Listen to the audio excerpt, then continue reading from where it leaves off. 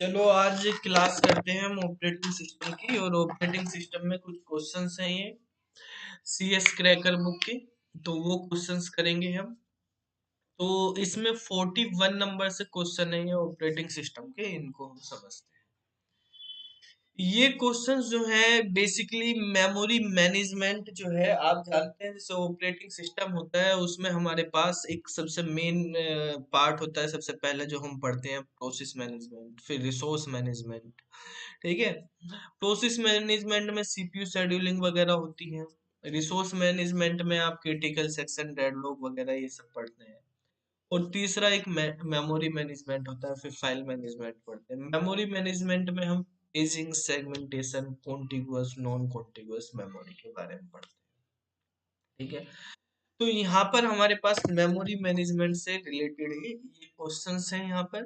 तो इन क्वेश्चंस की जब हम बात करते हैं तो आप देखेंगे क्वेश्चन नंबर 41 को। पहले इसमें कहा, if there are 32 segments each of size 1 KB, then the logical address should have। ठीक है। ये बेसिकली देखो, जब हम बात कर रहे हैं सेगमेंट की, तो सेगमेंट आपसे ये भी पूछा जा सकता है कि भाई ये बताओ सेगमेंट कहाँ होता है, लॉजिकल एड्रेस क्या होता है। तो ये आपको पता होना चाहिए, तभी तो आप करेंगे। तो देखो मेमोरी मैनेजमेंट में हमारे पास जो non contiguous memory allocation technique होती है, उस टेक्निक में दो तरह के टेक्निक हम यूज करते हैं, एक पेजिंग और एक करते हैं हम सेगमेंट। पेजिंग और सेगमेंटेशन। तो जो हमारे पास सेगमेंटेशन होती है उसमें हम सेगमेंट बनाते हैं। ठीक है। क्या बनाते हैं? सेगमेंट। यानी जो हमारे पास मेमोरी है उसको हम वेरिएबल साइज के पार्टीशन कर देते हैं मेमोरी। वेरिएबल साइज का मतलब कोई हमारे पास साइज 10 भी हो सकता है, कोई 20 भी हो सकता है, उसके अकॉर्डिंग करते हैं। ये जब हम सेगमेंटेशन थ्योरेटिकल पढ़ते हैं वहां पे सारी चीजें डिटेल में पढ़ते हैं, तो वेरिएबल साइज की पार्टीशनिंग कर देते हैं जिनको हम सेगमेंट बोलते हैं। ये S1, S2, S3, S4 इस तरह से कर।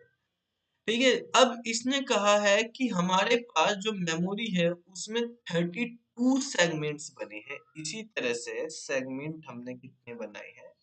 32 सेगमेंट, यानी S32, S1 से S32 तक 32 सेगमेंट्स बने हैं। हर सेगमेंट का साइज 1 KB है, यानी ये भी 1 KB का है, ये भी 1 KB का है, ये भी 1 KB का है, ये भी 1 KB का है। यहाँ पे सेम साइज के कर रखे हैं इन्होंने सारे सेगमेंट को, 1 KB का। तो जब हमारे पास 32 सेगमेंट्स हैं और एक सेगमेंट का साइज 1 KB है, तो टोटल साइज जो कितना हो जाएगा?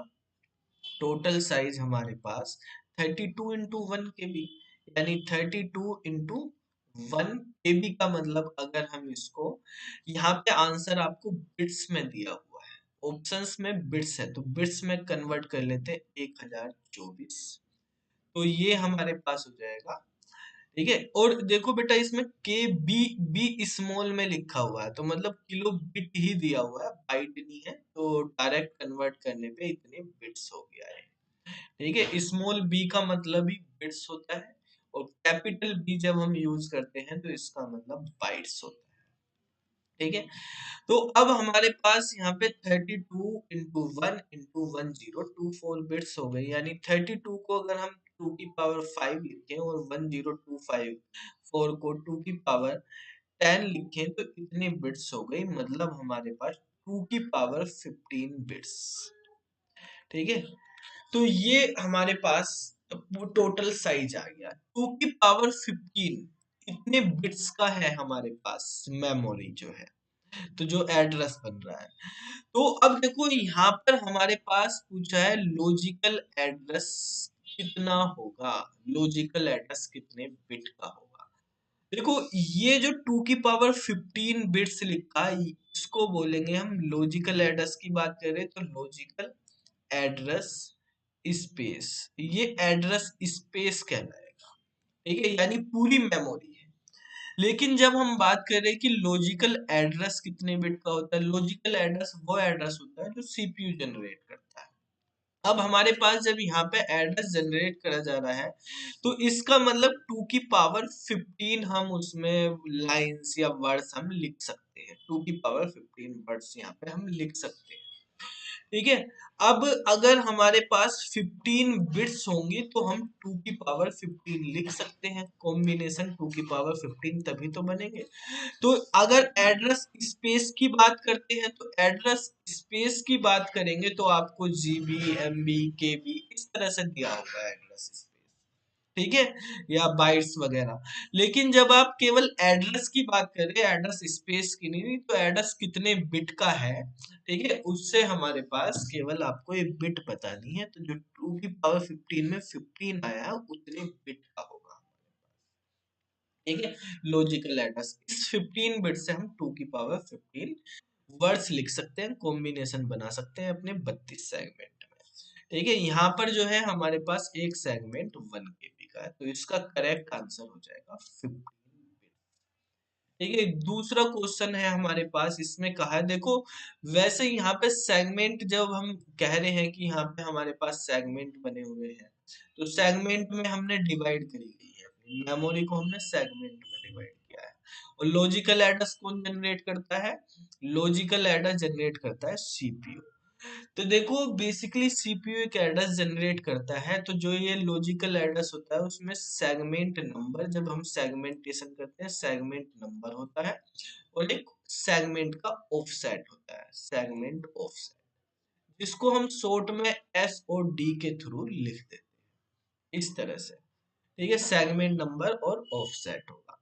तो ये लॉजिकल एड्रेस जनरेट होगा, और ये लॉजिकल एड्रेस जो है फिर इस पर्टिकुलर सेगमेंट का ये पर्टिकुलर जो ऑफसेट है यानी वर्ड या लाइन है वो हमें सर्च करनी होती है अपनी मेमोरी के अंदर। ठीक है, अब यहाँ पर जो है सेगमेंट आपको बताया वेरिएबल साइज के पार्टीशन होते हैं किसी भी प्रोसेस। इसके बाद 42 नंबर है, इसमें कहा कि instruction being executed must be in. ठीक है, जो इंस्ट्रक्शन आप एग्जीक्यूट कर रहे हैं वो कहाँ पर होगी, कहाँ होती है? जो इंस्ट्रक्शन अभी एग्जीक्यूट कर रहे हैं वो फिजिकल मेमोरी में होती है, लॉजिकल मेमोरी में होती है, या फिजिकल या लॉजिकल दोनों में? तो देखो जो इंस्ट्रक्शन करंटली एग्जीक्यूशन में लगी हुई है, ठीक है, कोई भी इंस्ट्रक्शन या कोई भी प्रोसेस जो एग्जीक्यूशन में लगा हुआ है, ठीक है, एग्जीक्यूट हो रहा है, तो वो हमारे पास फिजिकल मेमोरी को रेफर करेगा।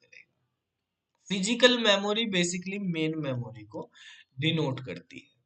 ठीक है, तो जब हम पेजिंग करते हैं तो पेजिंग में आपके पास जो है, यहाँ पर आपको ये बताया जाता है कि जब हम पेजिंग कर रहे हैं तो मेन मेमोरी होती है।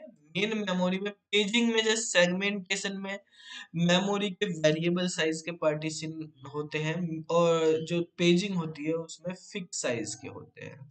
तो यहाँ पे फिक्स साइज के पार्टीशन करते हैं हम इसमें, और इस मेमोरी को मेन मेमोरी को ही फिजिकल मेमोरी, और फिजिकल मेमोरी के बाद इसमें जो एड्रेस होता है तो उसको हम फिजिकल एड्रेस भी बोलते हैं। और यहाँ पर फ्रेम नंबर होते हैं, इनको इसमें यहाँ पे फ्रेम बोलते हैं, जो फिक्स साइज के होते हैं, वेरिएबल साइज वाले सेगमेंट, फिक्स साइज वाले फ्रेम। तो यहाँ पे फ्रेम्स बनते हैं, ये मान लिया F1 F2 F3 इस तरह से फ्रेम। ठीक है, तो फिजिकल मेमोरी लॉजिकल मेमोरी जो है हमारे पास, जो है वो हमारे पास जिसमें हम पेजेस बनाते हैं वो लॉजिकल मेमोरी। पेजेस मतलब एक प्रोग्राम के हमने जैसे यहाँ पे बनाए हैं पेजेस में कन्वर्ट कर दिए, यहाँ पे फ्रेम बनते हैं फिजिकल मेमोरी में, पेज बनते हैं हमारे लॉजिकल मेमोरी। ठीक है, तो इसका करेक्ट आंसर होगा हमारा फिजिकल मेमोरी यानी मेन मेमोरी। अब इसके बाद क्वेश्चन दिया है कि virtual memory is normally implemented by. Virtual memory किसके द्वारा इम्प्लीमेंट होती है? वर्चुअल मेमोरी का मतलब क्या होता है, किसके द्वारा वो इम्प्लीमेंट होती है, वो हमें यहाँ पे बताना है। तो देखो अगर हम बात करते हैं वर्चुअल मेमोरी की, तो वर्चुअल मेमोरी को आपको समझने के लिए क्या जरूरत पड़ी है? वर्चुअल का मतलब है वो असलियत में तो है नहीं, ठीक है भाई, रियल में तो है नहीं जब वर्चुअल की बात ही करी जा रही है। तो हमारे पास इमेजिनेशन है एक तरह से, वो एक टेक्निक होती है बेसिकली। वर्चुअल मेमोरी कोई फिजिकल एग्जिस्टेंस नहीं होता, वर्चुअल मेमोरी एक टेक्निक होती है, ठीक है। Virtual memory is a memory management technique, ठीक है।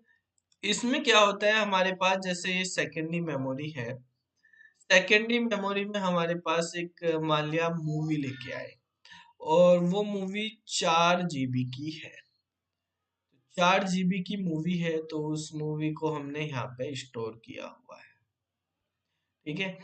मान लिया 0.5 0.5 0.5 इस तरह के आपने पेजिंग के थ्रू, ठीक है, पेज बनाए हैं आधे आधे GB के, 1 2 3 4, और ये हो गए हैं 4 GB है। तो एक हमारे पास जो है ये मूवी है, मान लिया इस मूवी का नाम है एक्स, ये प्रोग्राम है एक, 4 GB का हमारे पास यहाँ पे एक प्रोग्राम है, ठीक है। 4 GB है प्रोग्राम का साइज, मेमोरी और भी है, यहाँ पे भी बहुत सारी चीजें। अब हमें इसको एग्जीक्यूट कराना है, तो हमारे पास यहाँ पे ये है मेन मेमोरी यानी फिजिकल मेमोरी, और इस मेमोरी के अंदर जो है आप देखते हैं यहाँ पर भी जो पेज का साइज होता है वो फ्रेम का साइज होता है, आधे आधे GB के फ्रेम बने हुए हैं, ठीक है। और ये मेन मेमोरी का साइज 2 GB का है।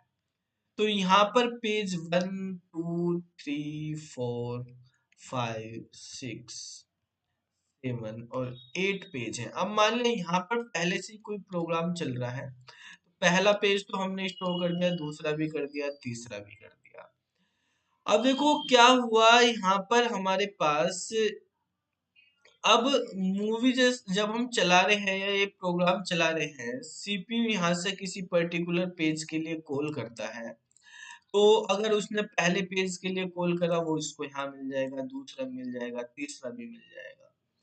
अब उसको फोर्थ वाला पेज चाहिए, तो फोर्थ वाला पेज तो है नहीं यहाँ पर, फोर्थ वाला पेज यहाँ पर नहीं है, तो हमें क्या करना पड़ेगा, किसी एक पेज को यहाँ से हटाना पड़ेगा, और उस पेज को फिर यहाँ से हम लेके आएंगे। मान लिया हमने पहले वाले पेज को यहाँ से हटा दिया, इस वाले को यहाँ पे ले आए और ये वाला यहाँ पे, ठीक है। तो इस तरह से हमने यहाँ पे स्वैपिंग करते रहते हैं, ठीक है। तो इसमें क्या है, जिस भी पेज की हमारे पास डिमांड आती है, उस पेज को हम पहले चेक करते हैं मेन मेमोरी में, अगर वो यहाँ पे नहीं मिलता तो हम उसको सेकेंडरी मेमोरी से स्वैप कर देते हैं। जब हम सेकेंडरी मेमोरी से उसको मेन मेमोरी में लेके आते हैं तो उसको स्वैप इन बोलते हैं, और मेन मेमोरी से सेकेंडरी में ले जाते हैं तो स्वैप आउट बोलते हैं, ठीक है। इस तरह से हमने इनको चेंजेस कर दिया। अब यहाँ पर जो है बेसिकली ये बार बार हमें कभी पेज 1 की जरूरत पड़ी, कभी 2 की, कभी 3 4 5 6, इनमें कभी भी जरूरत पड़ सकती है। आप जैसे मूवी चला रहे हो तो मूवी में आप यहाँ से यहाँ भी जंप मार सकते हो, वापस भी आ सकते हो, फॉरवर्ड बैकवर्ड कैसे भी चला सकते हो, तो आपको बार बार चेंजेस करने पड़ते हैं। तो हमें सेकेंडरी मेमोरी में एक ऐसा स्पेस लेके रखना पड़ता है जो हमारे पास जो प्रोग्राम एग्जीक्यूशन में हेल्प कर रहा हो, यानी बार बार हमें उसका यूज करना पड़ रहा हो, जैसे मेन मेमोरी का करना पड़ा, तो सेकेंडरी मेमोरी के कुछ पार्ट को हम as a main memory use कर रहे हैं। तो देखो आपके पास 4 GB का प्रोग्राम था, 4 GB की मूवी थी, और 4 GB की मूवी आप चला पा रहे हो, जबकि आपके पास रैम तो 2 GB की है। तो बेसिकली वो कैसे चल रही, हम तो यही सोचेंगे भाई 4 GB की चल रही, तो इसका मतलब क्या है, 4 GB मेन मेमोरी में आ गया। ये हो गया क्योंकि अभी हमने यहाँ पे पढ़ा था कि जो हमारे पास इंस्ट्रक्शन या प्रोग्राम एग्जीक्यूट हो रहा वो फिजिकल मेमोरी में रहता है, तो इसका मतलब तो ये 4 GB फिजिकल में रहेगा, लेकिन 4 GB तो है ही नहीं फिजिकल का स्पेस, वो तो 2 GB का ही है।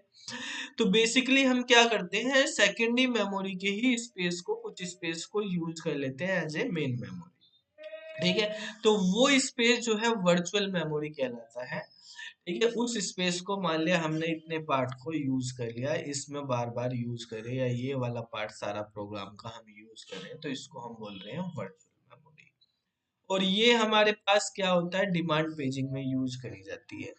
तो ये हमारे पास वर्चुअल मेमोरी का कॉन्सेप्ट है, जब भी हम पेज को रिक्वेस्ट करते हैं, डिमांड करते हैं पेज की, तो हम वर्चुअल मेमोरी के थ्रू उसको सेकेंडरी मेमोरी से एक्सेस कर लेते हैं। ठीक है। मैक्सिमम वर्चुअल मेमोरी का साइज वो हो सकता है जितना मैक्सिमम आपके पास फ्री स्पेस है यहाँ पर। ठीक है भाई, उसमें ही तो आप यूज कर पाओगे, यहाँ पे कोई दूसरा प्रोग्राम है उसका स्पेस तो आप यूज ना कर पा रहे, जो चल रहा है उसी के लिए यूज कर पा रहे, या जितना भी हमारे पास मेन मेमोरी सेकेंडरी मेमोरी का साइज है, अगर सारे प्रोग्राम भी आप चला रहे सबका यूज कर लो उन प्रोग्राम के लिए। तो जो भी हमारे पास मेन मेमोरी का साइज है मैक्सिमम उतना हो सकता है, लेकिन वो पॉसिबल ही नहीं है प्रैक्टिकली कि सारे के सारे प्रोग्राम हम एक ही साथ चला लें। ठीक है। तो वो तो लिमिट के लिए है कि बस आप लिमिट को अगर पूछा जाए तो आप बता सकते हैं। तो इसका आंसर ये हो जाएगा डिमांड पेजिंग। इसके बाद 44 नंबर क्वेश्चन है, उसमें कहा valid invalid bit in the case when valid indicates. जब हम वैलिड और इनवैलिड बिट की बात करते हैं तो वैलिड का मतलब क्या होता है। ठीक है, पेजिंग का ही है ये भी कॉन्सेप्ट। तो देखो, जो पेजिंग होती है उसमें एक पेज टेबल बनती है। ठीक है, जो पेज टेबल बनती है इसको हम पेज मैपिंग टेबल भी बोलते हैं, पेज मैप टेबल। ठीक है, यानी पीएमटी शॉर्ट में हम बोल देते हैं। हर प्रोसेस के लिए एक इंडिविजुअल पेज टेबल बनाई जाती है मेमोरी में। जितने भी प्रोसेस होंगे हर प्रोसेस के लिए एक पेज टेबल बनेगी मेमोरी में। ठीक है, ये जो पेज टेबल है ये ऑपरेटिंग सिस्टम बनाता है, और पेज टेबल बेसिकली कहाँ पर बनती है, मेन मेमोरी में ही। ठीक है, तो मेन मेमोरी में ही बनती है ये। अब इस पेज टेबल में बेसिकली हमारे पास क्या होता है, कुछ एंट्री होती है, और इसकी नेसेसरी एंट्री है कि ये फ्रेम का नंबर रखेगा, कि ये मैप करता है फ्रेम को और पेज को। यानी किसी पर्टिकुलर पेज को जो हमारे पास लॉजिकल एड्रेस होता है, लॉजिकल एड्रेस जो है दो चीजों से बन के मिला होता है, पेज नंबर जो स्पेसिफिक पेज बताता है, और पेज ऑफसेट जो स्पेसिफिक वर्ड बताता है, लाइन। यानी पीडी जैसे आपको बताया, और इसको हमें मैपिंग करना होता है फिजिकल एड्रेस से जो हमारे पास मेन मेमोरी के अंदर है, और फ्रेम नंबर और पेज ऑफसेट से। फ्रेम नंबर स्पेसिफिक पेज की एंट्री बताएगा कि वो पेज कहाँ पर है हमारे पास। तो जो हमारे पास पेज टेबल होती है, वो पेज टेबल के अंदर हमारे पास आप पेजिंग का कॉन्सेप्ट पढ़ेंगे पूरा। ठीक है, तो उसमें आप देखेंगे इसको, यहाँ पे हमारे पास फ्रेम नंबर होते हैं। जैसे मान लिया कोई प्रोसेस है उसके 4 पेज हैं, तो जितने पेज हमारे पास एक प्रोसेस के हो सकते हैं उतनी एंट्री होती है हमारे पास पेज टेबल में। अब मान लिया पहला पेज जो है फ्रेम नंबर 3 में है, ये फ्रेम नंबर 6 में है, ये फ्रेम नंबर 2 में है, ये फ्रेम नंबर 1 में है, कहीं भी हो सकते हैं। क्योंकि जो हमारे पास पेजिंग है वो नॉन कॉन्टिग्युअस होती है, फिक्स साइज की तो होती है, साथ में नॉन कॉन्टिग्युअस, तो ऑर्डर में होना कोई जरूरी नहीं है, कहीं पे भी हो सकते हैं। तो फ्रेम नंबर तो नेसेसरी है इसका फील्ड, इसके साथ साथ और भी फील्ड होते हैं। तो क्या क्या फील्ड होते हैं पेज टेबल में, नेसेसरी फील्ड है हमारे पास फ्रेम नंबर, और कुछ ऑप्शनल फील्ड होते हैं। यहाँ पे फ्रेम नंबर हमने लिखा, ये नेसेसरी है। ठीक है, इसके बाद जो है ये सब ऑप्शनल फील्ड है जो हम यहाँ पे आगे लिख रहे हैं, ऑप्शनल फील्ड होते हैं। तो जिसमें हमारे पास एक होता है कैचिंग का, कैसे मेमोरी के लिए होता है कि हमारे पास वो कैशिंग को आपको डिसेबल रखना है, इनेबल रखना है। ठीक है, रेफरेंस के लिए होता है एक फील्ड, रेफरेंस देने के लिए। मॉडिफाई फील्ड होता है। ठीक है, और प्रोटेक्शन होता है, प्रेजेंट और एब्सेंट बिट का। प्रेजेंट एब्सेंट, ये प्रेजेंट एब्सेंट वाली बिट ही वैलिड और इनवैलिड को डिनोट करती है, तो हमारे पास यहाँ पर भी। ठीक है, तो इनका मतलब क्या होता है सारा, तो आप जो पेजिंग वाली वीडियोज हैं थ्योरेटिकल वाले में ऐप में आप देख सकते हैं, उसमें इनमें सब बताया गया है कि रेफरेंस का मतलब क्या होता है, मॉडिफाई का मतलब क्या होता है। तो जैसे हमारे पास प्रेजेंट एब्सेंट या वैलिड इनवैलिड, तो वैलिड का मतलब प्रेजेंट ही है, और इनवैलिड का मतलब एब्सेंट है। तो देखो, जैसे अभी हमने वर्चुअल मेमोरी का क्वेश्चन किया और वहां पे समझा कोई सारे के सारे पेज, जैसे 8 पेज थे एक मूवी के, और लेकिन 3 ही पेज हमने देखे थे अभी जो मेन मेमोरी में थे। सारे के सारे पेज तो अवेलेबल हों at a time main memory में ऐसा कोई जरूरी नहीं है। ठीक है, तो कितने पेज अवेलेबल होंगे मेन मेमोरी में, या कौन सा पेज हमारे पास है, जब हम किसी पेज को सर्च करें वो पेज है भी मेन मेमोरी में या नहीं। ठीक है, अगर वो है तो वैलिड है, अदरवाइज इनवैलिड है। तो ये प्रेजेंस बता रहा है किसी पेज की मेन मेमोरी में प्रेजेंस। ठीक है, तो यहाँ पर जो है वैलिड का मतलब है वो प्रेजेंट है क्या, यानी the page is in main memory, और इनवैलिड का मतलब पेज फॉल्ट हो गया, पेज मेन मेमोरी में नहीं है, तो हम उसको सेकेंडरी मेमोरी से देखेंगे। ठीक है, तो डिमांड पेजिंग करनी पड़ेगी हमें, तो इसका आंसर हमारा सी हो जाएगा। इसके बाद 45 नंबर क्वेश्चन है, इसमें कहा है कि व्हेन ए पेज फॉल्ट अकर, तो जब कोई पेज फॉल्ट अकर होता है the state of interrupted process, तो इंटरप्टेड प्रोसेस का स्टेट क्या हो जाता है, जैसे मान लिया पेज फॉल्ट हो गया, पेज फॉल्ट हो गया यानी पेज मेन मेमोरी में नहीं मिला, तो हमें वो सेकेंडरी मेमोरी से लेके आना पड़ेगा। तो हम जब उस पेज को सेकेंडरी मेमोरी से लेने जाएंगे, तो वहां पर क्या होगा, जो अभी करंटली स्टेट है उस प्रोसेस का, क्योंकि वो रुकेगा, हमारे पास प्रोसेस कोई दूसरा आ जाएगा, इतना उसका पेज नहीं आ रहा, तो उसको हम सेव कर लेते हैं।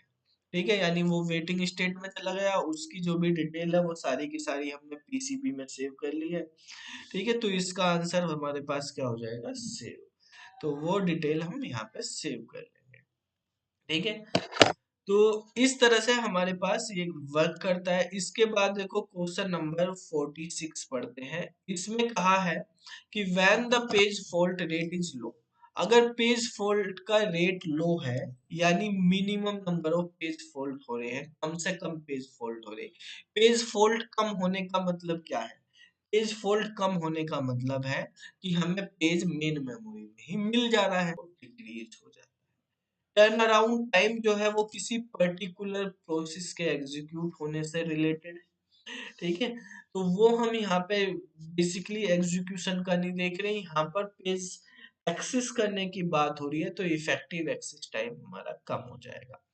अब यहाँ पे 47 में कहा है कि स्वैप स्पेस क्या होता है या कहाँ पर एग्जिस्ट करता है। तो स्वैप स्पेस जो है, जैसे अभी हमने पढ़ा था वर्चुअल मेमोरी वाला, उसी का कॉन्सेप्ट है ये स्वैप स्पेस। स्वैप स्पेस का मतलब है कि जिस स्पेस से आप स्वैप करते हैं वर्चुअल मेमोरी का वो एरिया, जहां से हम वो पेज फॉल्ट आने से पेज को एक्सेस करेंगे वहां पर, तो वो सेकेंडरी मेमोरी में होता है।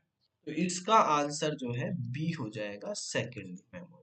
स्वैप इन स्वैप आउट करने के लिए हम यूज कर रहे हैं, तो सेकेंडरी मेमोरी का जो एरिया हमने as a virtual memory use किया है उसी को हम स्वैप स्पेस बोलते हैं, तो सेकेंडरी मेमोरी में यूज होता है।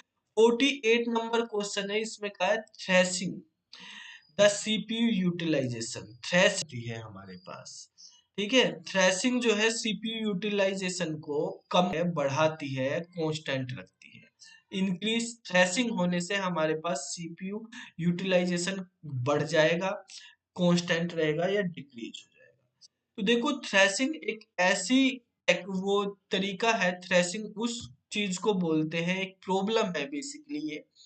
ठीक है, कि थ्रेसिंग से क्या होता है, हमारे पास जो सीपीयू होता है, ठीक है, प्रोसेस आपको पढ़ाए थे मैंने कि प्रोसेस जो है सीपीयू बाउंड और इनपुट आउटपुट बाउंड होते हैं। सीपीयू बाउंड प्रोसेस वो वाले प्रोसेस होते हैं जो हमारे पास ज्यादा टाइम एग्जीक्यूशन में लगाते हैं, कम टाइम जो है इनपुट आउटपुट में लगाते हैं, यानी वेटिंग टाइम ज्यादा हो जाता है किसी प्रोसेस का, तो यहाँ पर हमारे पास सीपीयू यूटिलाइजेशन डिक्रीज